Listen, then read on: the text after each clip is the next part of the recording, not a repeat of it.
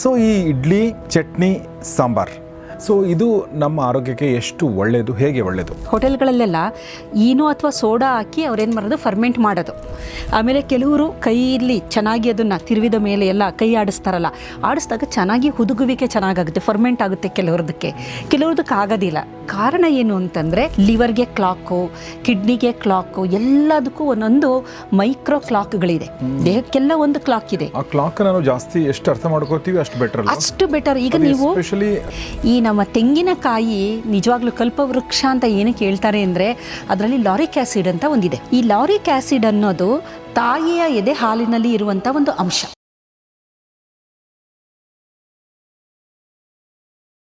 ಸ್ನೇಹಿತರೆ ನಮಸ್ಕಾರ. ಗೌರಿ ಶಕ್ಕಿ ಸ್ಟುಡಿಯೋದ ವಿಶೇಷ ಕಾರ್ಯಕ್ರಮ ಫ್ಯಾಮಿಲಿ ಡಾಕ್ಟರ್, ನಿಮಗೆಲ್ಲ ಆತ್ಮೀಯ ಸ್ವಾಗತ. ನಾನು ಗೌರಿ ಶಕ್ಕಿ.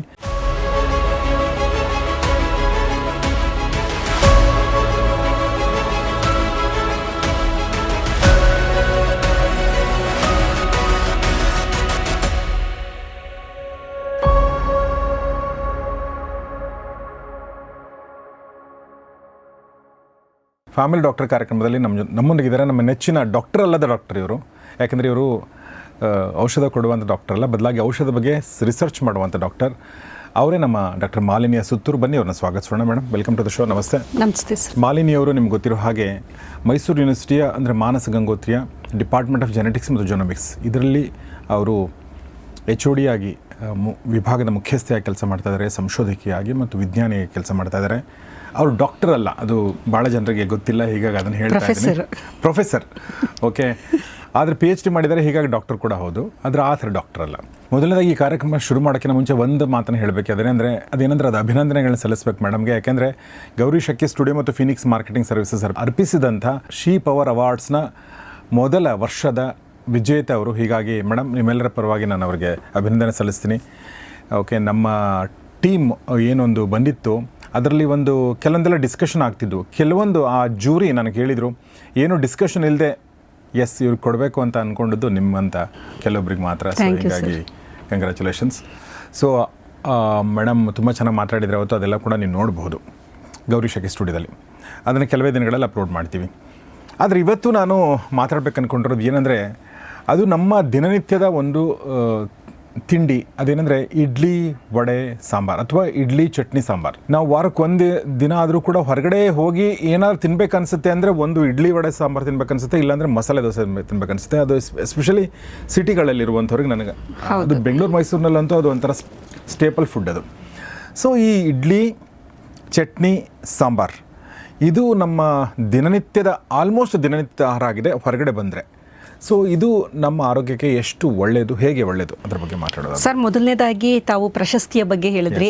ಅದಕ್ಕಾಗಿ ನಾನು ತಮಗೆ ಧನ್ಯವಾದಗಳನ್ನು ಅರ್ಪಿಸ್ತೀನಿ. ಏಕೆಂದರೆ ನಾನು ಎಕ್ಸ್ಪೆಕ್ಟ್ ಮಾಡಿರಲಿಲ್ಲ ಅದನ್ನು ಆ ಒಂದು ಪ್ರಶಸ್ತಿನ ಪಡೆಯೋದಕ್ಕೆ ಕಾರಣ ತಾವೇನೆ.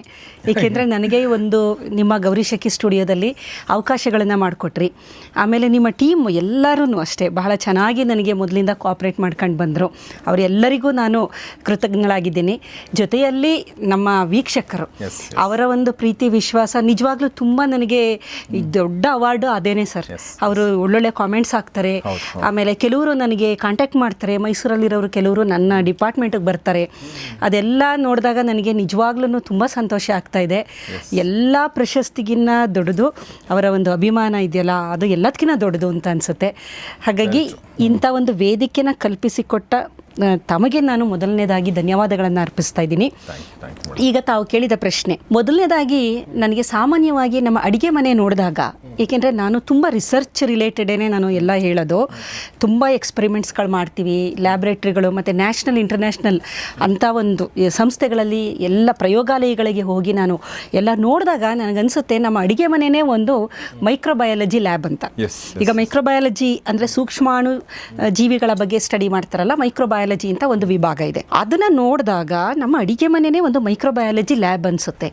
ಆಮೇಲೆ ನಮ್ಮ ಅಜ್ಜಿನೇ ಹ್ಯಾಕರ್ ಅವರು. ಇಲ್ಲ, ಈಗ ನಾವು ಹ್ಯಾಕರ್ಸ್ ಬಗ್ಗೆ ಮಾತಾಡ್ತೀವಿ, ಅದರಲ್ಲೂ ಕಂಪ್ಯೂಟರ್ ಹ್ಯಾಕರ್ಸ್ ಅಂದರೆ ಭಾಳ ಒಂದು ಅವರಿಗೆ ಬೇಡಿಕೆ, ಡಿಮ್ಯಾಂಡ್, ಹ್ಯಾಕ್ ಮಾಡೋದು, ಇದು ಮಾಡೋದೆಲ್ಲ. ಆದರೆ ನಾನು ಅದನ್ನು ನೋಡಿದಾಗ ನಮ್ಮ ದೇಹದ ಬಗ್ಗೆ ಏನೇನಿದೆ ಅದನ್ನು ಹ್ಯಾಕ್ ಮಾಡಿರೋರು ನಮ್ಮ ಪೂರ್ವಜರು. ಅದರಲ್ಲೂ ಮನೆಯಲ್ಲಿ ನಮ್ಮ ಅಜ್ಜಿ, ಅವರ ಅಜ್ಜಿ, ಇವರೆಲ್ಲ ಬಯೋ ಹ್ಯಾಕರ್ಸ್ ಅಂತ ಅಂತಲೇ ನಾವು ಹೇಳ್ಬೋದು. ಕಾರಣ ಅವರು ನಮಗೆ ಏನು ಬೇಕು, ನಮ್ಮ ಸಿಸ್ಟಮ್ ಹೇಗಿದೆ ಅದನ್ನು ಅನುಭವದ ಮೇಲೆ ತಿಳ್ಕೊಂಡಿದ್ರು. ಒಳಗಡೆದ್ದು ಅವ್ರಿಗೇನು ಐಡಿಯಾ ಇರಲಿಲ್ಲ, ಅನುಭವದ ಮೇಲೆ ಅದನ್ನು ತಿಳ್ಕೊಂಡು ಆ ಸಿಸ್ಟಮ್ನ ಹ್ಯಾಕ್ ಮಾಡಿ ಯಾವ ರೀತಿ ಚೆನ್ನಾಗಿ ನಾವು ಮಾಡ್ಕೋಬೋದು ಅಂತೇಳಿ ಅವ್ರು ಮಾಡ್ತಾಯಿದ್ರು. ಅದರಲ್ಲಿ ಬಹಳ ಪ್ರಮುಖವಾದದ್ದು ಮೊದಲು ಅಡಿಗೆ ಮನೆ, ಅದೊಂದು ಮೈಕ್ರೋಬಯಾಲಜಿ ಲ್ಯಾಬ್ ಅಂತಂತೀವಿ. ಕಾರಣ ಬಹಳಷ್ಟು ಹುದುಗುವಿಕೆ ಅಥವಾ ಫರ್ಮೆಂಟೇಷನ್ ಪ್ರಾಸೆಸ್ ಅಂತ ನಾವು ಏನು ನೋಡ್ತೀವಿ ಲ್ಯಾಬೊರೇಟರಿಗಳಲ್ಲಿ, ಡಿಸ್ಟಿಲ್ಲರಿ ಯೂನಿಟ್ಗಳಲ್ಲಿ, ಅದು ಎಲ್ಲ ಅಡಿಗೆ ಮನೆಯಿಂದನೇ ಆರಂಭ ಆಗಿರೋಂಥದ್ದು ಈ ಸೈನ್ಸ್. ಅದರಲ್ಲೂ ನನ್ನ ಒಂದು ಸ್ವಲ್ಪ ಸಂಶೋಧನೆ, ಈ ಲಿಟ್ರೇಚರ್ನ ನಾನು ಬಹಳಷ್ಟು ಸಂಶೋಧನಾ ಲೇಖನಗಳನ್ನು ಓದಿ ಅದರಲ್ಲಿರುವುದನ್ನು ಅರ್ಥ ಮಾಡಿಕೊಂಡು ಅದನ್ನು ತುಂಬ ಸಿಂಪ್ಲಿಫೈ ಮಾಡಿ ಜನರ ಮುಂದಿಡುವ ಪ್ರಯತ್ನ ಮಾಡ್ತಾ ಇರೋದು. ಇದರ ಒಂದು ನನ್ನ ಅನುಭವದಲ್ಲಿ ಬಹಳಷ್ಟು ಲೇಖನಗಳನ್ನು ನಾನು ನೋಡಿದಾಗ ಇಡೀ ಜಗತ್ತಿನಲ್ಲಿ ಒಂದು ಬೆಳಗಿನ ಉಪಹಾರ ಅಂತಂದಾಗ ಇವಾಗೆಲ್ಲ ಒಂದು ಓಟ್ಸ್ ತಿನ್ನೋದು ಬೇರೆ ಬೇರೆದೆಲ್ಲ ನಾವು ಮಾಡ್ತೀವಿ. ಎಲ್ಲದಕ್ಕಿಂತ ದಿ ಬೆಸ್ಟ್ ಫುಡ್ ಬೆಳಗಿನ ಉಪಹಾರ ಯಾವುದು ಅಂತಂದರೆ ಈ ನಮ್ಮ ಅಜ್ಜಿ ಬಯೋಹ್ಯಾಕರು ಅವರು ತಯಾರಿಸುತ್ತಿದ್ದ ಇಡ್ಲಿ ಸಾಂಬಾರು ಚಟ್ನಿ ಅಂತಲೇ ಅನ್ಬೋದು. ಕಾರಣ ಮೊದಲನೇದಾಗಿ ಇಡ್ಲಿ ಅದು ತುಂಬ ಸುಲಭವಾಗಿ ಜೀರ್ಣ ಆಗುತ್ತೆ. ಈಗ ನೋಡಿ, ನಿಮಗೆ ಹುಷಾರಿಲ್ಲ ಅಂತಂದಾಗ ಡಾಕ್ಟ್ರ್ ಏನು ಹೇಳ್ತಾರೆ, ಏನು ಊಟ ತಗೋಬೇಕು ಅಂದರೆ ಇಡ್ಲಿ ತಿನ್ನಿ ಅಂತಾರೆ. ಏನಕ್ಕೆ ಅಂದರೆ ತುಂಬ ಸುಲಭವಾಗಿ ಡೈಜೆಸ್ಟ್ ಆಗುವಂತಹ ಒಂದು ಪದಾರ್ಥ ಇದು. ಇದರ ಜೊತೆಯಲ್ಲಿ ಮೊದಲನೇದಾಗಿ ಡೈಜೆಸ್ಟ್ ಆಗುತ್ತೆ, ಚೆನ್ನಾಗಿ ಜೀರ್ಣ ಬೇಗ ಆಗೋಂಥದ್ದು, ಯಾವುದೇ ರೀತಿಯ ತೊಂದರೆ ಆಗೋದಿಲ್ಲ. ಏನೇ ಸಮಸ್ಯೆ ಇದ್ದರೂ ಇಡ್ಲಿ ತಿಂದಾಗ ಎನರ್ಜಿ ಸಿಕ್ಕುತ್ತೆ ಮತ್ತು ಜೀರ್ಣ ಆಗುತ್ತೆ. ಜೊತೆಯಲ್ಲಿ ಪೌಷ್ಟಿಕದಾಯಕ ಅಂತಂತೀವಿ, ನಮಗೇನು ಬೇಕು ನ್ಯೂಟ್ರಿಷನ್ನು, ಅದರಲ್ಲಿ ಪ್ರೋಟೀನ್ ಆಗ್ಬೋದು, ಕಾರ್ಬೋಹೈಡ್ರೇಟ್ ಆಗ್ಬೋದು, ಕೆಲವೊಂದು ವಿಟಮಿನ್ಗಳಾಗ್ಬೋದು, ಎಲ್ಲದೂ ನಮಗೆ ಸಿಕ್ಕುತ್ತೆ ಅದ್ರ ಜೊತೆಗೆ ಮೈಕ್ರೋಬಯೋಟಾ ತುಂಬ ಜಾಸ್ತಿ ಇದೆ ಇದರಲ್ಲಿ. ಮೈಕ್ರೋಬಯೋಟಾ ಅಂತ ಏನಂತೀವಿ ಅದು. ಅದರ ಜೊತೆಯಲ್ಲಿ ಮೆಟಬಾಲಿಸಮ್ನ ಸ್ಥಿರತೆ, ನಮ್ಮದು ಏನು ಮೆಟಬಾಲಿಸಮ್ ನಡೆಯುತ್ತೆ ದೇಹದ ಒಳಗೆ ಸ್ಟೇಬಲ್ ಆಗಿ ನಡ್ಕೊಳ್ತಾ ಹೋಗುತ್ತೆ. ಅದಕ್ಕೆ ಅತ್ಯಂತ ಪೂರಕವಾದದ್ದು ಎರಡು ಜಗತ್ತಿನಲ್ಲಿ ನೀವು ನೋಡಿ, ಎಲ್ಲ ಆಹಾರ ಪದ್ಧತಿಗಳನ್ನು ನೋಡಿ, ನಮ್ಮ ಬೆಳಗಿನ ಉಪಹಾರ ಅದ್ಭುತವಾಗಿ ಚೆನ್ನಾಗಿರಬೇಕು ಅಂದರೆ ಒಂದು ಇಡ್ಲಿ ಚಟ್ನಿ ಸಾಂಬಾರು, ಇನ್ನೊಂದು ಕಿಚಡಿನೂ ಸಹ ಎಲ್ಲದರಲ್ಲೂ ಆಯುರ್ವೇದದಲ್ಲಿ ನೀವೆಲ್ಲ ಟ್ರೀಟ್ಮೆಂಟ್ ತಗೊಂಡಾಗ ಕಿಚಡಿನೇ ತಿನ್ನಕ್ಕೆ ಇಡೋದವರು. ಏಕೆಂದರೆ ಇವೆರಡು ಇದೆಯಲ್ಲ ಅದ್ಭುತವಾದದ್ದು. ಯಾವ ರೀತಿ ಅಂತ ನಾವು ನೋಡೋದಾದರೆ, ನಾಲ್ಕನೇದು ಒಂದು ನೀವು ಹೇಳಿದ್ರಲ್ಲ ಅದರಲ್ಲಿ ಗುಣಲಕ್ಷಣಗಳು, ಒಂದು ಹೇಳಿದ್ರಿ ನೀವು ಮೆಟಬಾಲಿಸಮ್ ಸ್ಥಿರತೆ, ಅದಕ್ಕಿಂತ ಮುಂಚೆ ಒಂದು ಹೇಳಿದ್ರಲ್ಲ ಮೈಕ್ರೋಬಯೋಟಾ, ಫರ್ಮೆಂಟೇಷನ್ ಅಂತನ್ನಲ್ಲ. ಮೊದಲನೇದಾಗಿ ಏನಾಗುತ್ತೆ ಇಲ್ಲಿ ಅಂತಂದರೆ, ಇಡ್ಲಿನ ಯಾವ ಥರ ನಾವು ಮಾಡ್ತೀವಿ ಅಂದರೆ, ಹಿಂದಿನ ದಿನ ಅಕ್ಕಿ ಮತ್ತು ಉದ್ದಿನ ಬೇಳೆ ಅದನ್ನು ನೆನೆಸಿಟ್ಟು ಅದನ್ನು ರುಬ್ಬಿ ಚೆನ್ನಾಗಿ, ಮೊದಲೆಲ್ಲ ಏನು ಮಾಡ್ತಿದ್ರು ಕಲ್ಲಲ್ಲಿ ರುಬ್ತಾ ಇದ್ರು. ಕಲ್ಲಿನಲ್ಲಿ ತಿರುವುದು ಇದೆಯಲ್ಲ ಅದಕ್ಕೂ ಮಿಕ್ಸಿ, ಇವಾಗ ನೋಡಿ ಎಲ್ಲ ಹೇಳ್ತಾರೆ ಚಟ್ನಿ ಮಿಕ್ಸಿಲಿ ತಿರುವುದಾಗ ಚೆನ್ನಾಗಿರಲ್ಲ, ರುಚಿ ಇರಲ್ಲ. ಆಮೇಲೆ ಅಡಿಗೆ ಮಾಡಬೇಕಾದ್ರೆ ಸೌದೆದು ಚಂದ ಅಂತೆಲ್ಲ ಹೇಳ್ತಾರಲ್ವ, ಕೈಯಲ್ಲಿ ರುಬ್ಬಿರೋದು ತುಂಬ ರುಚಿ ಅಂತ. ನಿಜನೇ ಅದು, ಏಕೆಂದರೆ ಮಿಕ್ಸಿಯಲ್ಲಿ ಮಾಡಿದಾಗ ಅದ್ರ ಟೆಕ್ಸ್ಚರ್ ಎಲ್ಲ ಬೇರೆ ಥರ ಆಗುತ್ತೆ. ಕೈಯಲ್ಲಿ ರುಬ್ಬಿದಾಗ ಸ್ವಲ್ಪ ದಪ್ಪ ಇರುತ್ತದು, ಅಷ್ಟು ನುಣ್ಣಗಾಗಲ್ಲ, ಮತ್ತು ತುಂಬ ಶಾಖ ಬಿಡುಗಡೆ ಆಗೋದಿಲ್ಲ. ನೀವು ಕೈಯಲ್ಲಿ ರುಬ್ಬೇಕಾದ್ರೆ ಶಾಖ ಬಿಡುಗಡೆ ಆಗಲ್ಲ. ನೀವು ಮಿಕ್ಸಿಲಿ ತಿರುವುದಾಗ ನೋಡಿ ಬಿಸಿ ಆಗುತ್ತದು. ಕಾರಣ ಅದು ರೊಟೇಷನ್ ಪರ್ ಮಿನಿಟ್ ಅಂತ ಅಂತೀವಿ, ತಿರುಗುತ್ತಲ್ಲ ರೊಟೇಷನ್ ಪರ್ ಮಿನಿಟ್ ಅಂತ. ಆ ರೊಟೇಷನ್ ಪರ್ ಮಿನಿಟ್ ತುಂಬ ಜಾಸ್ತಿ ಇರೋದ್ರಿಂದ ಶಾಖ ಉತ್ಪಾದನೆ ಆಗುತ್ತೆ. ಈಗ ಮನೇಲಿ ಏನು ಮಾಡ್ತಾ ಇದ್ರು, ಅಜ್ಜಿ ಏನು ಮಾಡೋರು, ಮೊದಲು ಕೈಯಲ್ಲಿ ರುಬ್ಬೋರು, ಈಗ ಯಾರೂ ರುಬ್ಬೋದಿಲ್ಲ. ದೊಡ್ಡ ಕಲ್ಲು ಗ್ರೈಂಡರ್ಗಳಿರುತ್ತೆ, ಅದರಲ್ಲೂ ಕಲ್ಲು ಇರುತ್ತದು, ಅದರಲ್ಲೂ ಫಾಸ್ಟಾಗಿ ತಿರುವಲ್ಲ, ಅದು ತುಂಬ ನಿಧಾನಕ್ಕೆ ಸುತ್ತಾ ಇರುತ್ತೆ. ಗ್ರೈಂಡ್ರಲ್ಲಿ ತುಂಬ ಚೆನ್ನಾಗಿ ಬರುತ್ತೆ. ನಿಮಗೆ ಮಿಕ್ಸಿಗೂ ಗ್ರೈಂಡರ್ಗೂ ಭಾಳ ವ್ಯತ್ಯಾಸ ಇದೆ. ಗ್ರೈಂಡ್ರಲ್ಲಿ ತುಂಬ ನಿಧಾನಕ್ಕೆ ಸುತ್ತೋದ್ರಿಂದ ಬೇಗ ಒಂದು ಶಾಖ ಉತ್ಪಾದನೆ ಆಗಲ್ಲ. ಮಿಕ್ಸಿಲಿ ಗ್ರೈಂಡ್ರಲ್ಲಿ ಮನೇಲೂ ಮಾಡ್ಬೋದು, ಪುಟ್ಟ ಗ್ರೈಂಡರ್ಗಳೆಲ್ಲ ಇರುತ್ತೆ. ಇಡ್ಲಿ ವಡೆ ಅಂತದಕ್ಕೆ ಅಥವಾ ದೋಸೆಗೆಲ್ಲ ಗ್ರೈಂಡ್ರಲ್ಲಿ ತಿರುವುದ್ರೆ ತುಂಬ ಚೆನ್ನಾಗಿ ಬರುತ್ತೆ. ವ್ಯತ್ಯಾಸ ಇದೆ ಎರಡಕ್ಕೂ, ಕೆಮಿಸ್ಟ್ರಿ, ಫಿಸಿಕ್ಸು, ಥರ್ಮೋಡೈನಮಿಕ್ಸು ಎಲ್ಲದೂ ವ್ಯತ್ಯಾಸ ಇದೆ. ಇಲ್ಲಿ ಮೊದಲನೇದಾಗಿ ಏನು ಮಾಡ್ತೀವಿ, ಅದನ್ನು ತಿರುವಿದ ನಂತರ ಏನು ಮಾಡ್ತೀವಿ, ಅದು ಫರ್ಮೆಂಟೇಷನ್ ಆಗುತ್ತೆ. ರಾತ್ರಿ ಇಡ್ತೀವಿ, ಒಂದು 8-10 ಗಂಟೆಗಳ ಕಾಲ, 12 ಗಂಟೆಗಳ ಕಾಲ ಇಡ್ತೀವಿ. ಕೈಯಿಂದ ಅದನ್ನ ಮಿಕ್ಸ್ ಮಾಡ್ತೀವಿ. ಕೈಯಿಂದ ಮಿಕ್ಸ್ ಮಾಡಿದಾಗ ಏನಾಗುತ್ತೆ ಅಂದರೆ, ನಮ್ಮ ದೇಹದಲ್ಲಿರುವ ಮೈಕ್ರೋಬಯೋಮ್, ಈಗ ನಿಮ್ಮ ಹತ್ರ ಇರುವಂಥ ಮೈಕ್ರೋಬಯೋಮ್ಗೂ ನಂದಕ್ಕೂ ವ್ಯತ್ಯಾಸ ಇದೆ. ಹಾಗಾಗಿ ಕೆಲವರು ಹೇಳ್ತಾರೆ, ಅವರು ಕೈ ಹಾಕಿ ಉಪ್ಪಿನಕಾಯಿನ ತಿರುವಿದ್ರೆ ಹುಳ ಬಂದ್ಬಿಡುತ್ತೆ ಅಂತ. ನಿಜನೇ ಅದು. ಆಮೇಲೆ ಕೆಲವರು ಕೈಯಲ್ಲಿ ಚೆನ್ನಾಗಿ ಅದನ್ನು ತಿರುವಿದ ಮೇಲೆ ಎಲ್ಲ ಕೈ ಆಡಿಸ್ತಾರಲ್ಲ, ಆಡಿಸಿದಾಗ ಚೆನ್ನಾಗಿ ಹುದುಗುವಿಕೆ ಚೆನ್ನಾಗಾಗುತ್ತೆ, ಫರ್ಮೆಂಟ್ ಆಗುತ್ತೆ. ಕೆಲವ್ರದಕ್ಕೆ ಆಗೋದಿಲ್ಲ. ಕಾರಣ ಏನು ಅಂತಂದರೆ, ನಿಮ್ಮಲ್ಲಿರುವ ಮೈಕ್ರೋಬಯೋಮು ನನ್ನಲ್ಲಿರುವ ಮೈಕ್ರೋಬಯೋಮ್ಗೂ ವ್ಯತ್ಯಾಸ ಇದೆ. ಕೈ, ಚರ್ಮ ಒಳಗಡೆ ಸರ್, ಪ್ರತಿಯೊಂದು ಈಗ ನಮ್ಮ ದೇಹದ ಒಳಗಡೆ ಎಷ್ಟು ಜೀವಕೋಶಗಳಿದೆ ಅಷ್ಟೇ ಪ್ರಮಾಣದಲ್ಲಿ ಬ್ಯಾಕ್ಟೀರಿಯಾಗಳು ಇದೆ ದೇಹದ ಒಳಗಡೆ. ಅಂದರೆ ನಮ್ಮ ಚರ್ಮದಲ್ಲೂ ಇರುತ್ತೆ. ಅದಕ್ಕೆ ನೋಡಿ, ನಾವು ಕೈಯಲ್ಲಿ ತಿರುವಿದಾಗ ಈಗೇನಾಗ್ತಾ ಇದೆ ಅಂದರೆ, ತುಂಬ ಸ್ಯಾನಿಟೈಸರ್ ಬಳಕೆ ಮಾಡ್ತೀವಲ್ಲ, ಹಾಗಾಗಿ ಈ ಮೈಕ್ರೋಬಯೋಮ್ಗಳೆಲ್ಲ ಸತ್ತೋಗ್ತಾ ಇದೆ. ಅದರಲ್ಲಿ ಒಳ್ಳೇದು ಇರುತ್ತೆ, ಎಲ್ಲದೂ ಕೆಟ್ಟದು ಏನು ಹಾರ್ಮ್ಫುಲ್ ಏನಲ್ಲ, ಒಳ್ಳೇದು ಇರುತ್ತೆ. ಈಗ ನಾವು ಕೈಯಲ್ಲಿ ಅದನ್ನು ಚೆನ್ನಾಗಿ ಮಿಕ್ಸ್ ಮಾಡ್ತೀವಲ್ಲ, ಅದಾದಮೇಲೆ ಫರ್ಮೆಂಟ್ ಆಗುತ್ತೆ. ಈಗ ಫರ್ಮೆಂಟ್ ಆಗಬೇಕಾದ್ರೆ ಏನಾಗುತ್ತೆ ಅಂದರೆ ಅದರಲ್ಲಿ ಲ್ಯಾಕ್ಟೋಬ್ಯಾಸಿಲಸ್ ಇರುತ್ತೆ ಫರ್ಮೆಂಟೇಷನ್ ಪ್ರೊಸೆಸ್ಸಲ್ಲಿ, ಮತ್ತು ವೈಲ್ಡ್ ಈಸ್ಟ್ ಇರುತ್ತೆ. ಆದರೆ ಇತ್ತೀಚೆಗೆ ಏನಾಗ್ತಾ ಇದೆ, ಹೊರಗಡೆ ಏನಕ್ಕೆ ಆಹಾರ ಒಳ್ಳೆಯದಲ್ಲ, ಹೊರಗಡೆ ಇಡ್ಲಿ ತಿಂದ ಮೇಲೆ ನಿಮಗೆ ಒಂದು ಸ್ವಲ್ಪ ಹೊಟ್ಟೆ ಉಬ್ರಿಸೋದು ಅಥವಾ ದೋಸೆ ತಿಂದಾಗ ಹೊಟ್ಟೆ ಉಬ್ರಿಸೋದೆಲ್ಲ ಏನಕ್ಕೆ ಅಂತಂದರೆ ಅವರು ಅದನ್ನು ಈಸ್ಟನ್ನ ಬಳಕೆ ಮಾಡ್ತಾರೆ. ಅಂದರೆ ಅದಲ್ಲಿ ಇದು ಮಾಡ್ತಾರೆ ನೋಡಿ, ಸೋಡಾ ಹಾಕ್ತಾರೆ ಅಥವಾ ಈನೋ ಹಾಕ್ತಾರೆ. ಹೋಟೆಲ್ಗಳಲ್ಲೆಲ್ಲ ಈನೋ ಅಥವಾ ಸೋಡಾ ಹಾಕಿ ಅವ್ರೇನು ಮಾಡೋದು, ಫರ್ಮೆಂಟ್ ಮಾಡೋದು. ಮನೇಲಿ ನಾವು ಏನು ಮಾಡ್ತೀವಿ, ಸೋಡಾ ಅದೇನು ಹಾಕೋದಿಲ್ಲ, ಬರೀ ಕೈಯಲ್ಲಿ ಮಿಕ್ಸ್ ಮಾಡಿ ಅದನ್ನು ಹಾಗೆ ಇಡ್ತೀವಿ. ನ್ಯಾಚುರಲ್ ಆಗಿ ಬಂದ್ಬಿಡುತ್ತೆ. ಅವ್ರು ಚೆನ್ನಾಗಿ ಇನ್ನೂ ಚೆನ್ನಾಗಿ ಆಗಬೇಕು. ಆಮೇಲೆ ಏನಾಗುತ್ತೆ ಅಂದರೆ ತುಂಬ ಅವಧಿ ಇಡೋದಿಲ್ಲ ಅವರು. ಅವ್ರಿಗೆ ಕಮರ್ಷಿಯಲ್ ಅಲ್ವಾ, ಖಾಲಿ ಆಗ್ತಾ ಇರುತ್ತೆ, ಅವರು ತಿರುತ್ತಾರೆ. ಅದಕ್ಕೆ ಇಮಿಡಿಯೇಟ್ ಆಗಿ ಅದು ಚೆನ್ನಾಗಿ ಫರ್ಮೆಂಟ್ ಆಗಬೇಕು ಅಂದರೆ ನೀವು ಈಸ್ಟ್ ಹಾಕಬೇಕು ಅಥವಾ ಸೋಡಾ ಹಾಕಬೇಕು, ಈನೋ ಹಾಕಬೇಕು. ನಾವು ಏನೂ ಹಾಕದೆ ಮನೇಲಿ ನೀವು ಹಾಗೆ ಇಟ್ಟಾಗ ಅದು ಸ್ವಲ್ಪ ಬೇಸಿಗೆ ಸಂದರ್ಭದಲ್ಲಿ ತುಂಬ ಫರ್ಮೆಂಟೇಷನ್ ಬೇಗ ಆಗುತ್ತೆ. ಬ್ಯಾಕ್ಟೀರಿಯಾ ಗ್ರೋತ್ ಇದೆಯಲ್ಲ ತುಂಬ ಫಾಸ್ಟಾಗಿ ಆಗ್ತಾ ಇರುತ್ತೆ ಟೆಂಪ್ರೇಚರ್ಗೆ. ಹಾಗಾಗಿ ಏನಾಗುತ್ತೆ, ಇಲ್ಲಿ ಲ್ಯಾಕ್ಟೋಬ್ಯಾಸಿಲಸ್ ಆಗ್ಬೋದು, ವೈಲ್ಡ್ ಈಸ್ಟ್ಗಳಾಗ್ಬೋದು, ಚೆನ್ನಾಗಿ ಅದು ಫರ್ಮೆಂಟ್ ಆಗುತ್ತೆ. ಅವಾಗ ಏನು ಮಾಡುತ್ತದು, ವಿಟಮಿನ್ ಬಿ ಕಾಂಪ್ಲೆಕ್ಸ್ನ ಬಿಡುಗಡೆ ಮಾಡುತ್ತೆ. ಒಂದು ವಿಟಮಿನ್ ಬಿ ಕಾಂಪ್ಲೆಕ್ಸು, ಇನ್ನೊಂದು ಬಹಳ ಮುಖ್ಯವಾದ ಫೈಟಿಕ್ ಆ್ಯಸಿಡ್ ಅಂತ ಒಂದು ಆ್ಯಸಿಡ್ನ ಬಿಡುಗಡೆ ಮಾಡುತ್ತೆ. ಈ ಫೈಟಿಕ್ ಆ್ಯಸಿಡ್ನ ಕೆಲಸ ಏನು ಅಂತ ಅಂದರೆ, ಇದು ಫೈಟಿಕ್ ಆ್ಯಸಿಡ್ನ ಕಮ್ಮಿ ಮಾಡುತ್ತೆ.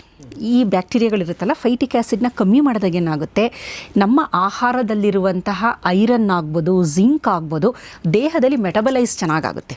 ಅದಕ್ಕೋಸ್ಕರ ಈಗ ನೋಡಿ, ಬಾದಾಮಿನ ನೆನೆಸಿಟ್ಟು ತಿನ್ನಿ ಅಂತ ಹೇಳ್ತಾರೆ. ನೆನೆಸಿಟ್ಟು ಏನಕ್ಕೆ ತಿನ್ನಿ ಅಂದಾಗ ಫೈಟಿಕ್ ಆ್ಯಸಿಡ್ ಕಮ್ಮಿ ಆಗುತ್ತದು. ಆಮೇಲೆ ಜರ್ಮಿನೇಷನ್ ಶುರು ಆಗುತ್ತೆ. ಅದು ನೀರಲ್ಲಿ ಇದ್ದಾಗ ಕೆಲವೊಂದು ಎನ್ಸೈಮ್ಗಳು ಅದರಲ್ಲಿ ಬಿಡುಗಡೆ ಆಗಲು ಆರಂಭ ಆಗುತ್ತೆ. ಫೈಟಿಕ್ ಆ್ಯಸಿಡ್ ಲೆವೆಲ್ ಕಮ್ಮಿ ಆಯಿತು, ಹಾಗಾಗಿ ಏನಾಗುತ್ತೆ, ಕಬ್ಬಿಣಾಂಶ ಮತ್ತು ಏನೇ ನಮ್ಮ ಆಹಾರದಲ್ಲಿ ಇದ್ದಂಥ ಕಬ್ಬಿಣಾಂಶ ಆಗಿರ್ಬೋದು, ಜಿಂಕ್ ಆಗಿರ್ಬೋದು, ದೇಹ ನಮ್ಮ ಜೀವಕೋಶಗಳು ಚೆನ್ನಾಗಿ ಅಬ್ಸಾರ್ಬ್ ಮಾಡ್ಕೊಳ್ಳುತ್ತೆ. ಇಲ್ಲಾಂದ್ರೆ ಏನಾಗುತ್ತೆ, ಈ ಫೈಟಿಕ್ ಆ್ಯಸಿಡ್ ಅದ್ರ ಜೊತೆ ಬೈಂಡ್ ಆಗಿಬಿಡುತ್ತೆ. ಬೈಂಡ್ ಆಗಿ ನಮ್ಮ ದೇಹಕ್ಕೆ ಈ ಲವಣಾಂಶ, ಕಬ್ಬಿಣಾಂಶ, ಜಿಂಕ್ ಇದೇನೂ ಸಿಕ್ಕೋದಿಲ್ಲ. ನಾವು ಸೇವನೆ ಮಾಡಿದ್ರೂ ಫೈಟಿಕ್ ಆ್ಯಸಿಡ್ ಇದ್ದರೆ ಅದ್ರ ಜೊತೆ ಬೈಂಡ್ ಆಗಿಬಿಡುತ್ತೆ, ಹೊರಗಡೆ ಹೊಟ್ಟೋಗುತ್ತದು. ಹಾಗಾಗಿ ಏನಾಗುತ್ತೆ, ಮೊದಲನೇದು ಈ ಪ್ರಾಸೆಸ್ ನಡೆಯುತ್ತೆ. ಇದರ ಜೊತೆಗೆ ಬಿ ಕಾಂಪ್ಲೆಕ್ಸು ಪ್ರೊಡ್ಯೂಸ್ ಆಯಿತು. ಜೊತೆಗೆ ಪಾರ್ಷಿಯಲ್ ಡೈಜೆಷನ್ ಆಫ್ ಪ್ರೋಟೀನ್ಗಳು ಸ್ವಲ್ಪ ಡೈಜೆಷನ್ನು ಆವಾಗ ಈ ಫರ್ಮೆಂಟೇಷನ್ ಪ್ರಾಸೆಸ್ಸಲ್ಲೇ ಆಗೋಗ್ಬಿಟ್ಟಿರುತ್ತೆ. ನಂತರ ನಾವು ಸೇವನೆ ಮಾಡಿದಾಗ ಇನ್ನು ಈ ನಮ್ಮ ಇಡ್ಲಿಯಲ್ಲಿ ಪ್ರೋಟೀನೂ ಇದೆ. ಪ್ರೋಟೀನ್ ಅಂತಂದರೆ ಈಗ ಉದ್ದಿನ ಬೇಳೆಯಲ್ಲಿ ಲೈಸಿನ್ ಇದೆ, ಅಮೈನೋ ಆಸಿಡ್. ಆಮೇಲೆ ಅಕ್ಕಿಯಲ್ಲಿ ಮಿಥಿಯೋನಿನ್ ಇದೆ, ಅಮೈನೋ ಆಸಿಡ್ಗಳು ಇದೆ ಅದರಲ್ಲಿ. ಅದೇನಾಗುತ್ತೆ, ಪಾರ್ಷಿಯಲಿ ಡೈಜೆಸ್ಟ್ ಆಯಿತು. ಅದಕ್ಕೆ ನೋಡಿ ಬೇಗ ಡೈಜೆಷನ್ ಆಗಿಬಿಡುತ್ತೆ. ಇಡ್ಲಿ ತಿಂದಾಗ ಹಸಿವು ಜಾಸ್ತಿ ಆಗಿಬಿಡುತ್ತೆ, ನಿಮಗೆ ಬೇಗ ಹಸಿವಾಗುತ್ತೆ. ಏನಕ್ಕೆ ಅಂದರೆ ಡೈಜೆಷನ್ನು ಬೇಗ ಆಗಿಬಿಡುತ್ತೆ, ಜೀರ್ಣ ಬೇಗ ಆಗುತ್ತೆ, ಮತ್ತು ಎನರ್ಜಿನೂ ತುಂಬ ಚೆನ್ನಾಗಿ ಕೊಡುತ್ತೆ, ಪೌಷ್ಟಿಕತೆಯೂ ಇರುತ್ತೆ. ಈ ಮೂರು ಆಗೋದ್ರಿಂದ ಇದೊಂದು ಅದ್ಭುತವಾದ ಕ್ರಿಯೆ ಅಂತ ನಾವು ಹೇಳ್ಬೋದು.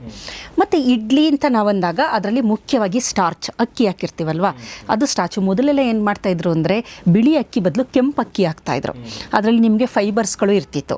ಇವಾಗ ಏನಾಗಿದೆ ಅಂದರೆ ಪಾಲಿಶ್ಡ್ ರೈಸು, ಬರೀ ಸ್ಟಾರ್ಚ್ ಅದು. ಈಗ ಕಾರ್ಬೋಹೈಡ್ರೇಟು ಈ ಸ್ಟಾರ್ಚಲ್ಲಿ ಏನಿರುತ್ತೆ ಅಂದರೆ ಅಮೈಲೇಸು ಮತ್ತು ಅಮೈಲೋಪೆಕ್ಟಿನ್ ಅಂತ ಎರಡು ಅಂಶಗಳು ಇದೆ. ಕನ್ನಡದಲ್ಲಿ ಏನಂತಾರೆ, ಸ್ಟಾರ್ಚ್ ಪಿಸ್ತಾ ಅಂತೇನೋ ಅಂತಾರೆ ಅನಿಸುತ್ತೆ. ಸ್ಟಾರ್ಚ್ ಅಂತ ನಾವು ಅಂದ್ಕೊಳ್ಳೋದು ಕಾರ್ಬೋಹೈಡ್ರೇಟು. ಅಮೈಲೇಸು ಮತ್ತು ಅಮೈಲೋಪೆಕ್ಟಿನ್ ಅಂತ ಇದೆ. ಇದೇನಾಗುತ್ತೆ, ತಿಂದ ತಕ್ಷಣ ಡೈಜೆಸ್ಟ್ ಆಗಿಬಿಡುತ್ತೆ. ನಮ್ಗೆ ಅದಕ್ಕೋಸ್ಕರನೇ ಡಯಾಬಿಟಿಕ್ ಇರೋರು ಅನ್ನ ಏನಕ್ಕೆ ತಿನ್ನಬೇಡಿ ಅಂತಾರೆ ಅಂದರೆ, ನೀವು ತಿಂದಾಗ ನಿಮ್ಮ ಬ್ಲಡ್ ಶುಗರ್ ಲೆವೆಲ್ಲು ಸ್ಪೈಕ್ ಆಗಿಬಿಡುತ್ತೆ, ಸಡನ್ನಾಗಿ ಡೈಜೆಸ್ಟ್ ಆಗುತ್ತಲ್ವಾ. ಅದರಲ್ಲಿರುವ ಶುಗರು ಏನಿದೆ ಕಾರ್ಬೋಹೈಡ್ರೇಟ್, ಅದು ಗ್ಲೂಕೋಸ್ ಮಟ್ಟ ಹೆಚ್ಚಾಗ್ಬಿಡುತ್ತೆ.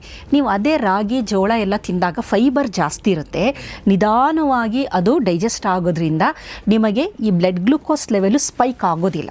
ಹಾಗಾಗಿ ಅದೊಂದೇ ಕಾರಣ, ಇನ್ನೇನೂ ವ್ಯತ್ಯಾಸ ಇಲ್ಲ. ಅದು ಕಾರ್ಬೋಹೈಡ್ರೇಟು, ರಾಗಿನೂ ಕಾರ್ಬೋಹೈಡ್ರೇಟು, ಜೋಳನೂ ಕಾರ್ಬೋಹೈಡ್ರೇಟು, ಗೋಧಿನೂ ಕಾರ್ಬೋಹೈಡ್ರೇಟು, ಅಕ್ಕಿನೂ ಕಾರ್ಬೋಹೈಡ್ರೇಟು, ಎಲ್ಲ ಕಾರ್ಬೋಹೈಡ್ರೇಟೇ. ಅದ್ರ ಜೊತೆಗೆ ಬೇರೆ ಬೇರೆ ಅಂಶಗಳು ಇದೆ. ನಾರಿನ ಅಂಶ ಜಾಸ್ತಿ ಇರುತ್ತೆ ಅದರಲ್ಲಿ, ಸಾಲ್ಯುಬಲ್ ಫೈಬರು ಅವೆಲ್ಲ ರಾಗಿಲಿ ಜಾಸ್ತಿ ಇರೋದ್ರಿಂದ ನಿಧಾನಕ್ಕೆ ಡೈಜೆಷನ್ ಆಗುತ್ತೆ. ನಿಧಾನಗತಿಯಲ್ಲಿ ಡೈಜೆಷನ್ ಆಗೋದ್ರಿಂದ ನಿಧಾನಕ್ಕೆ ಗ್ಲೂಕೋಸ್ ಬಿಡುಗಡೆ ಆಗುತ್ತೆ. ಇದರಲ್ಲಿ ಏನು ಫೈಬರ್ ಇರಲ್ವಲ್ಲ, ಶೂಟಪ್ ಆಗುತ್ತೆ. ಇದು ಸಾಮಾನ್ಯವಾಗಿ ನಡೆಯುವಂಥದ್ದು. ಆದರೆ ಫರ್ಮೆಂಟೇಷನ್ ಆದಾಗ ಏನಾಗುತ್ತೆ ಅಂತಂದರೆ ರೆಸಿಸ್ಟೆಂಟ್ ಸ್ಟಾರ್ಚ್ ಬಿಡುಗಡೆ ಆಗುತ್ತೆ. ಇದು ಅದ್ಭುತ. ಇದು ರೆಸಿಸ್ಟೆಂಟ್ ಸ್ಟಾರ್ಚ್ ಅಂತಂದರೆ, ಈಗ ರೆಗ್ಯುಲರ್ ಆಗಿ ಈಗ ನಾವು ಅನ್ನನ ಬೇಯಿಸ್ತೀವಿ, ಅದು ಜೆಲಾಟಿನ್ ಆಗಿಬಿಡುತ್ತೆ, ಜೆಲಾಟಿನ್ ಆಗಿ ಸ್ಟಾರ್ಚ್ ಅದು. ಆದರೆ ನೀವೇನಾದರೂ ಫರ್ಮೆಂಟ್ ಮಾಡಿದಾಗ ಈ ಬ್ಯಾಕ್ಟೀರಿಯಾಗಳು ಏನು ಮಾಡುತ್ತೆ, ಆ ಸ್ಟಾರ್ಚ್ನ ಇನ್ನೊಂದು ಫಾರ್ಮ್ ಮಾಡುತ್ತೆ, ರೆಸಿಸ್ಟೆಂಟ್ ಸ್ಟಾರ್ಚ್ ಅಂತ ಕರಿತೀವಿ. ರೆಸಿಸ್ಟೆಂಟ್ ಸ್ಟಾರ್ಚ್ ಏನಾಗುತ್ತೆ ಅಂದರೆ ಸ್ಪೈಕ್ ಆಗೋದಿಲ್ಲ, ಶುಗರ್ ಲೆವೆಲು ನಿಮಗೆ ತಿಂದಿದ ತಕ್ಷಣ ಶೂಟಪ್ ಆಗೋದಿಲ್ಲ. ಮತ್ತು ಅದೇನು ಮಾಡುತ್ತೆ, ಈ ರೆಸಿಸ್ಟೆಂಟ್ ಸ್ಟಾರ್ಚು ಕೊಲಾನ್ಗೆ ಹೋಗುತ್ತದು. ಗಟ್ ಮೈಕ್ರೋಬ್ ಎಲ್ಲಿದೆ ಆ ಕೊಲಾನ್ಗೆ ಹೋಗುತ್ತೆ. ಅಲ್ಲಿ ನಮ್ಮ ಗಟ್ ಮೈಕ್ರೋಬ್ಸ್ಗಳು ಏನಿರುತ್ತೆ, ಆ ಗಟ್ ಕರುಳಿನ ಈ ಸೂಕ್ಷ್ಮಾಣುಜೀವಿಗಳು ಅದೇನು ಮಾಡುತ್ತೆ, ಈ ರೆಸಿಸ್ಟೆಂಟ್ ಸ್ಟಾರ್ಚ್ನ ಬಳಕೆ ಮಾಡಿಕೊಂಡು ಸ್ಮಾಲ್ ಚೈನ್ ಫ್ಯಾಟಿ ಆ್ಯಸಿಡ್ ಅಂತ ಕೆಲವು ಫ್ಯಾಟಿ ಆ್ಯಸಿಡ್ಗಳನ್ನ ಬಿಡುಗಡೆ ಮಾಡುತ್ತೆ. ಇದೆಲ್ಲ ಎಷ್ಟು ಅದ್ಭುತ ಅಂದರೆ ನಿಜವಾಗ್ಲೂ ಇದರಿಂದ ಇಷ್ಟು ಸೈನ್ಸ್ ಇದೆಯಾ ಅಂತ ಅಂದರೆ ನಾನು ಹೇಳ್ತಾ ಇದ್ರೆ ನಿಮ್ಗೆ ಆಶ್ಚರ್ಯ ಆಗುತ್ತೆ. ಬಟ್ ನಿಜ, ಇದು ಸತ್ಯ. ನಾನು ಹೇಳ್ತಿರೋದೆಲ್ಲದೂ ಪ್ಯೂರ್ಲಿ ಸೈಂಟಿಫಿಕ್ ಆಗಿ, ಯಾವುದೂ ಒಂದು ಸುಳ್ಳು ಹೇಳ್ತಾ ಇರೋದು ಅಥವಾ ಏನು ಮಾಡ್ತಿಲ್ಲ. ಏಕೆಂದರೆ ಇಡ್ಲಿಲಿ ಇಷ್ಟಿದೆಯಾ ಅಂತ ನೀವೇ ಅನ್ಕೋಬೋದು ಕೆಲವು ಸಲ. ಈ ಸ್ಮಾಲ್ ಚೈನ್ ಫ್ಯಾಟಿ ಆ್ಯಸಿಡ್ನ ಬಿಡುಗಡೆ ಮಾಡುತ್ತೆ. ಈ ಸ್ಮಾಲ್ ಚೈನ್ ಫ್ಯಾಟಿ ಆ್ಯಸಿಡಲ್ಲಿ ಬ್ಯೂಟ್ರೇಟ್, ಪ್ರೊಪಿನೇಟ್, ಅಸಿಟೇಟ್ ಅಂತ ಇದೆ. ಅದರಲ್ಲಿ ಪ್ರಮುಖವಾಗಿ ಬ್ಯೂಟರೇಟ್ ಅನ್ನೋದೇನು ಮಾಡುತ್ತೆ, ಈ ಕೋಲಾನ್ ಸೆಲ್ಲು, ನಮ್ಮ ಗಟ್ಟು ಒಳಗಡೆ ಇರುವ ಕೋಲಾನ್ ಸೆಲ್ ಇದೆಯಲ್ಲ, ಅದಕ್ಕೆ ಇಮಿಡಿಯೇಟ್ ಎನರ್ಜಿನೂ ಕೊಡುತ್ತೆ. ಮತ್ತು ಕೋಲಾನ್ ಸೆಲ್ಗೆ ಇನ್ಫ್ಲಮೇಷನ್ ಆಗಬಾರ್ದು. ಅದಕ್ಕೆ ನೋಡಿ, ಕರುಳಿನ ಸಮಸ್ಯೆ ಇರೋರು ಇಡ್ಲಿ ತಿನ್ಬೋದು, ಏನೂ ತೊಂದರೆ ಇಲ್ಲ. ಏಕೆಂತಂದರೆ ಅದು ಇನ್ಫ್ಲಮೇಷನ್ನ ಜಾಸ್ತಿ ಮಾಡಲ್ಲ, ಉರಿ ಊತವನ್ನು ಜಾಸ್ತಿ ಮಾಡಲ್ಲ, ಕೊಲಾನ್ ಸೆಲ್ಸ್ಗಳಿಗೆ ಚೆನ್ನಾಗಿ ಆ ಎನರ್ಜಿನ ಕೊಡ್ತಾ ಬರುತ್ತೆ. ಹಾಗಾಗಿ ಈ ರೆಸಿಸ್ಟೆಂಟ್ ಸ್ಟಾರ್ಚ್ ಇದೆಯಲ್ಲ, ಇದು ತುಂಬ ಮುಖ್ಯ. ಈಗ ನೋಡಿ, ಅನ್ನವನ್ನು ನೀವು ಮಾಡಿದ ಮೇಲೆ ತಣ್ಣಗೆ ಮಾಡಿ ಅದನ್ನು ತಿಂದರೆ ಆವಾಗ ಬೇರೆ ಥರ ರಿಯಾಕ್ಷನ್ ಆಗುತ್ತೆ. ಬಿಸಿ ಅನ್ನ ತಿಂದರೆ ಬೇರೆ ಥರ ಆಗುತ್ತೆ. ಇದನ್ನು ಕ್ರೋನೋ ನ್ಯೂಟ್ರಿಷನ್ ಅಂತ ಕರಿತೀವಿ. ಇನ್ನೊಂದು ಎಪಿಸೋಡು ಮಾಡೋಣ ಇದಕ್ಕೆ. ಈಗ ನೀವು 11 ಗಂಟೆಗೆ ಬಿರಿಯಾನಿ ತಿಂದರೆ ದೇಹದಲ್ಲಿ ಒಂಥರ ಪ್ರಕ್ರಿಯೆ ಆಗುತ್ತೆ, ಅಂದರೆ ಡೈಜೆಷನ್ನು ಇದು ಎಲ್ಲ. ಮಧ್ಯಾಹ್ನ ತಿಂದರೆ ಒಂಥರ ಆಗುತ್ತೆ ಅದೇ ಬಿರಿಯಾನಿ, ಅದೇ ಇದು ರಾತ್ರಿ ತಿಂದಾಗ ಒಂಥರ ಆಗುತ್ತೆ. ನೀವು ಯಾವ ಗಳಿಗೆಯಲ್ಲಿ ತಿಂತೀರಾ ಅನ್ನೋದರ ಮೇಲೆ ಯಾವ ಯಾವ ಎನ್ಸೈಮ್ ಬಿಡುಗಡೆ ಆಗೋದು. ಕೆಲವೊಂದು ಈಗ ಇನ್ಸುಲಿನ್ ಬೆಳಗಿನ ಹೊತ್ತು ಜಾಸ್ತಿ ಬಿಡುಗಡೆ ಆಗ್ತಾ ಇರುತ್ತೆ, ರಾತ್ರಿ ಹೊತ್ತು ಇನ್ಸುಲಿನ್ ಕಡಿಮೆ. ಈ ಥರ ಇವುಗಳಿಗೆಲ್ಲ ಈ ಹಾರ್ಮೋನ್ಗಳ ಬಿಡುಗಡೆ ಆಗುತ್ತಲ್ಲ, ಇದಕ್ಕೆಲ್ಲದಕ್ಕೂ ಒಂದು ಲಯ ಇದೆ, ಇದಕ್ಕೆಲ್ಲ ಕ್ಲಾಕ್ ಇದೆ. ಲಿವರ್ಗೆ ಕ್ಲಾಕು, ಕಿಡ್ನಿಗೆ ಕ್ಲಾಕು, ಎಲ್ಲದಕ್ಕೂ ಒಂದೊಂದು ಮೈಕ್ರೋ ಕ್ಲಾಕ್ಗಳಿದೆ. ದೇಹಕ್ಕೆಲ್ಲ ಒಂದು ಕ್ಲಾಕ್ ಇದೆ. ಆ ಕ್ಲಾಕ್ ನಾವು ಜಾಸ್ತಿ ಎಷ್ಟು ಅರ್ಥ ಮಾಡ್ಕೋತೀವಿ ಅಷ್ಟು ಬೆಟರ್, ಅಷ್ಟು ಬೆಟರ್. ಈಗ ನೀವು ಎಸ್ಪೆಷಲಿ ಈ ಥರ ಪೇಷಂಟ್ ಖಂಡಿತ. ಮತ್ತು ಈಗ ಒಬಿಸಿಟಿ ಏನಕ್ಕೆ ಜಾಸ್ತಿ ಆಗ್ತಾ ಇದೆ, ಈಗ ನೀವು ಹೇಳ್ತಾ ಇದ್ದೀರಾ ಬಹಳಷ್ಟು ಜನ ಹೃದಯಾಘಾತದಿಂದ ಸಾಯ್ತಾ ಇದ್ದಾರೆ ಅಂತ ಎಲ್ಲ ಹೇಳ್ತಾರೆ. ಅವ್ರು ತುಂಬ ಫಿಟ್ ಆಗಿದ್ರು, ಕಾರಣ ಅದೆಲ್ಲ ಓಕೆ. ಆದರೆ ಇಂಥ ಸಣ್ಣ ಸಣ್ಣ ವಿಚಾರಗಳನ್ನು ಜನಸಾಮಾನ್ಯರು ಅರ್ಥ ಮಾಡ್ಕೊಂಡಿರಲ್ಲ. ಈಗ ಬಿರಿಯಾನಿ ನಾನು ಹೇಳಿದೆ 11 ಗಂಟೆಗೆ ತಿಂದಾಗ ಅವ್ನಿಗೇನು ತೊಂದರೆ ಆಗೋದಿಲ್ಲ, ಡೈಜೆಷನ್ ಆಗ್ಬಿಡುತ್ತೆ. ಇನ್ಸುಲಿನ್ ಲೆವೆಲ್ಲು ಬೆಳಿಗ್ಗೆ 11 ಗಂಟೆಲಿ ಅದು ನಾವು ಇಲ್ಲ. ಆಮೇಲೆ ಮಧ್ಯಾಹ್ನ ತಿಂದಾಗ್ಲೂ ಅವಾಗ್ಲೂ ಇನ್ಸುಲಿನ್ ಲೆವೆಲು ಜಾಸ್ತಿ ಇರುತ್ತೆ, ಡೈಜೆಸ್ಟಿವ್ ಎನ್ಸೈಮ್ಗಳು ಚೆನ್ನಾಗಿ ಬಿಡುಗಡೆ ಆಗುತ್ತೆ.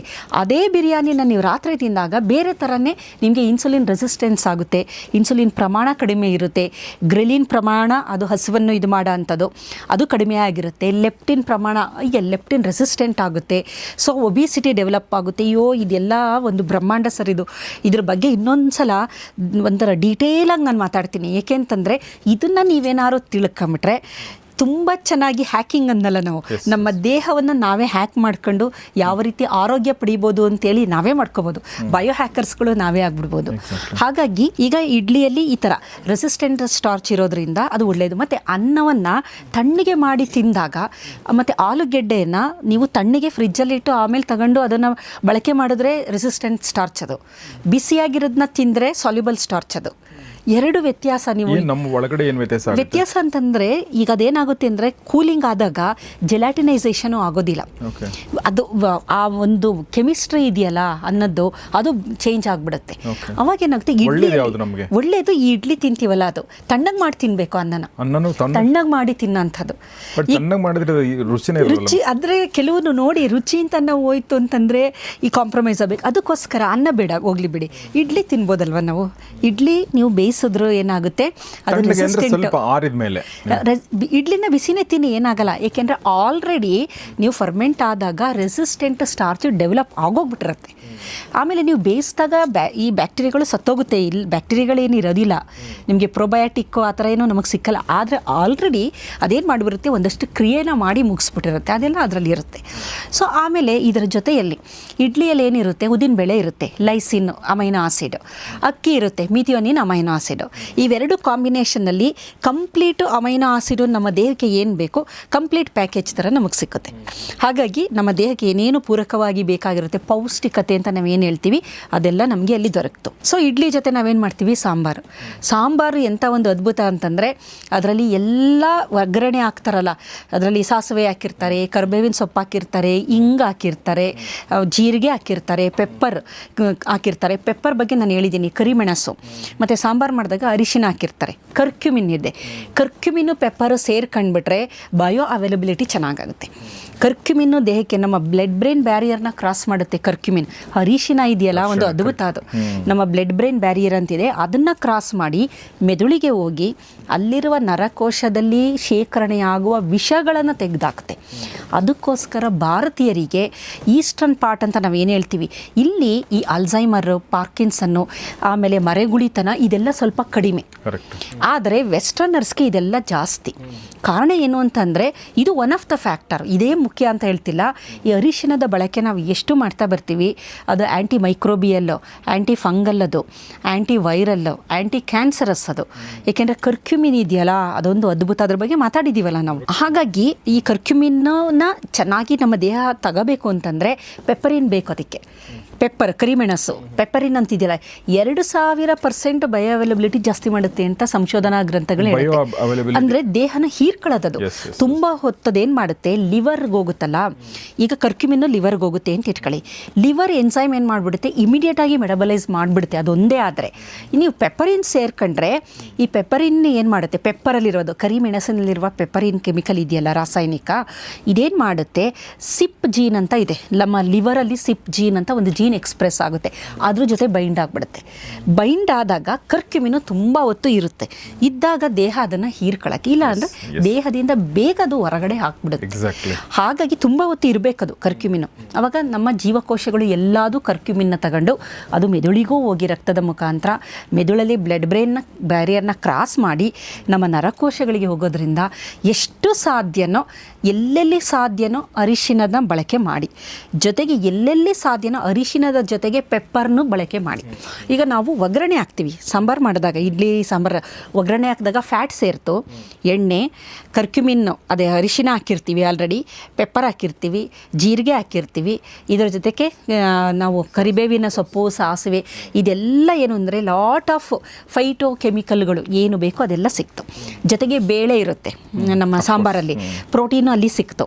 ಆಮೇಲೆ ತರಕಾರಿಗಳಿರುತ್ತೆ, ಫಿನಾಲಿಕ್ ಕಾಂಪೌಂಡ್ ಸಿಕ್ತು, ಅದ್ರ ಜೊತೆ ಫ್ಲಾವಿನಾಯ್ಡ್ಗಳು ಸಿಕ್ತು, ಮತ್ತು ಕೆಲವೊಂದು ವೈಟಮಿನ್ಗಳು ಸಿಕ್ತು, ಕೆಲವೊಂದು ಖನಿಜಗಳು, ಲವಣಾಂಶಗಳು ಎಲ್ಲ ಸಿಕ್ತು. ಹೀಗಾಗಿ ನಮಗೆ ಒಂದು ಸಾಂಬಾರು ಅನ್ನೋದು ಇದೆಯಲ್ಲ, ಡೈಜೆಷನ್ ಚೆನ್ನಾಗಾಗುತ್ತೆ. ಈ ಸಾಂಬಾರು ಅನ್ನೋದು ಒಂದು ಅದ್ರ ಜೊತೆಗೆ ಒಂದು ಪ್ಯಾಕೇಜ್. ಇಡ್ಲಿನೂ ಅತ್ಯಂತ ಪೌಷ್ಟಿಕದಾಯಕ, ಅದ್ರ ಜೊತೆಗೆ ಸಾಂಬಾರು ಆಯಿತು. ಇನ್ನು ಚಟ್ನಿ ಮಾಡ್ತೀವಿ ನಾವು.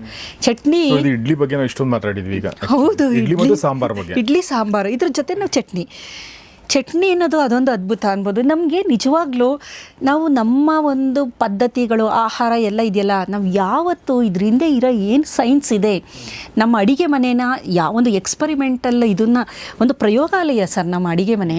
ಹಿಂದಿನವರು ಅಲ್ಲೆಲ್ಲ ಪ್ರಯೋಗ ಮಾಡಿ ಅನುಭವದ ಮೇಲೆ ಅವರು ನೋಡಿ ಇದು ತಿಂದರೆ ಹೀಗಾಗುತ್ತೆ, ನಿನಗೆ ಗಂಟ್ಲು ನೋವು ಬಂತು ಅಂದರೆ ಕಷಾಯ, ಶುಂಠಿ ಕಷಾಯ ಕಮ್ಮಿ ಆಗುತ್ತೆ, ಅದು ನಮ್ಗೆ ಎಷ್ಟೋ ರಿಲೀಫ್ ಸಿಕ್ಕುತ್ತೆ ಹೇಳ್ತಾ ಇದ್ರಲ್ವ. ಹೆಂಗೆ ಅಂದರೆ ಅನುಭವ ಆಧಾರ ಮೇಲೆ ಸಾವಿರಾರು ವರ್ಷಗಳ ಅನುಭವ, ಇದು ನೂರಾರು ವರ್ಷಗಳ ಅನುಭವ.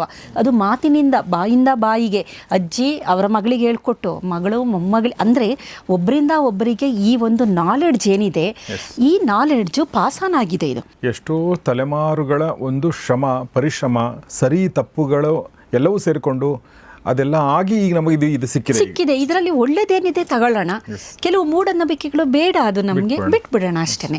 ಈಗ ನೋಡಿ, ತೆಂಗಿನಕಾಯಿಯಿಂದಾಗ ಚಟ್ನಿ, ತೆಂಗಿನಕಾಯಿನ ಬಳಕೆ ಮಾಡ್ತೀವಿ.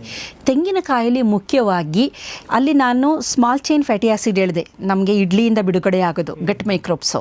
ಇಲ್ಲಿ ಮೇನ್ ಚೈನ್ ಫ್ಯಾಟಿ ಆ್ಯಸಿಡ್ ಅಂತ ಒಂದು ಮೀಡಿಯಮ್ ಚೈನ್ ಫ್ಯಾಟಿ ಆ್ಯಸಿಡ್ ಅಂತ ಬಿಡುಗಡೆ ಆಗುತ್ತೆ. ಮೀಡಿಯಮ್ ಚೈನ್ ಫ್ಯಾಟಿ ಆ್ಯಸಿಡ್ನ ಕೆಲಸ ಇಮಿಡಿಯೇಟ್ ಎನರ್ಜಿ ನಿಮಗೆ ಕೊಡೋದು, ಫಾಸ್ಟಾಗಿ ಎನರ್ಜಿ ಎನರ್ಜಿ ಕೊಡುತ್ತೆ. ಚಟ್ನಿ, ಇಡ್ಲಿ, ಸಾಂಬಾರು ನೀವು ತಿಂದರೆ ಫಾಸ್ಟಾಗಿ ಎನರ್ಜಿ ಕೊಡ್ತು, ನಿಮಗೆ ಪೌಷ್ಟಿಕತೆ ಸಿಕ್ತು, ಎಲ್ಲದೂ ಒಂಥರ ಎಷ್ಟು ಚೆನ್ನಾಗಿದೆ ಅಂತಂದರೆ ಬೈ 1 get 3 free ಅನ್ನೋ ಥರ ಇಡ್ಲಿ ಜೊತೆಗೆ ಸಾಂಬಾರು ಚಟ್ನಿ ಇದೆಯಲ್ಲ, ಆ ಕಾಂಬೋ ಅದು ನಮ್ಮ ದೇಹಕ್ಕೆ ಅತ್ಯಂತ ಪೂರಕವಾದದ್ದು. ಅದು ಮೀಡಿಯಮ್ ಚೈನ್ ಫ್ಯಾಟಿ ಆ್ಯಸಿಡ್ ಸಿಕ್ತಲ್ಲ, ಇಮಿಡಿಯೇಟ್ ಎನರ್ಜಿ. ಇನ್ನೊಂದು ಅತ್ಯಂತ ಪ್ರಮುಖವಾದದ್ದು ಇದರಲ್ಲಿ ಈ ನಮ್ಮ ತೆಂಗಿನಕಾಯಿ ನಿಜವಾಗ್ಲೂ ಕಲ್ಪವೃಕ್ಷ ಅಂತ ಏನಕ್ಕೆ ಹೇಳ್ತಾರೆ ಅಂದರೆ ಅದರಲ್ಲಿ ಲಾರಿಕ್ ಆ್ಯಸಿಡ್ ಅಂತ ಒಂದಿದೆ. ಈ ಲಾರಿಕ್ ಆ್ಯಸಿಡ್ ಅನ್ನೋದು ತಾಯಿಯ ಎದೆ ಹಾಲಿನಲ್ಲಿ ಇರುವಂಥ ಒಂದು ಅಂಶ. ಇದು ಎರಡರಲ್ಲೇ ಇರೋದು ಲಾರಿಕ್ ಆ್ಯಸಿಡ್. ಒಂದು ತೆಂಗಿನೆಣ್ಣೆ, ಇನ್ನೊಂದು ತಾಯಿ ಹಾಲು. ಇವೆರಡರಲ್ಲಿ ಮಾತ್ರ ಲಾರಿಕ್ ಆ್ಯಸಿಡ್ ಇದೆ ನಿಮಗೆ. ಕಲ್ಪವೃಕ್ಷ ಅಂತ ನಾವು ಏನಕ್ಕೆ ಅಂದರೆ ಸುಮ್ಮನೆ ಕಲ್ಪವೃಕ್ಷ ಅಂತ ಅನ್ನಲ್ಲ, ಪ್ರತಿ ಒಂದು ಉಪಯೋಗ ಇದೆ. ಮತ್ತು ಈ ತೆಂಗಿನ ಎಣ್ಣೆ, ಈ ಲಾರಿಕ್ ಆ್ಯಸಿಡ್ನ ಪ್ರಮುಖ ಕೆಲಸ ಏನು ಅಂತಂದರೆ ಇಮ್ಯುನಿಟಿ. ಇದು ಯಾವ ಥರ ಅಂದರೆ ಈ ಪ್ಯಾಥೋಜನ್ನು, ಬ್ಯಾಕ್ಟೀರಿಯಾ, ವೈರಸ್ ಏನಿದೆ ಅದರ ವಿರುದ್ಧ ದೇಹಕ್ಕೆ ರಕ್ಷಣೆ ಕೊಡುತ್ತೆ. ಅದಕ್ಕೋಸ್ಕರ ತಾಯಿ ಎದೆ ಹಾಲಿನಲ್ಲಿ ಈ ಒಂದು ಲಾರಿಕ್ ಆ್ಯಸಿಡ್ ಇರೋದು ಮಗುವಿಗೆ, ನವಜಾತ ಶಿಶುವಿಗೆ.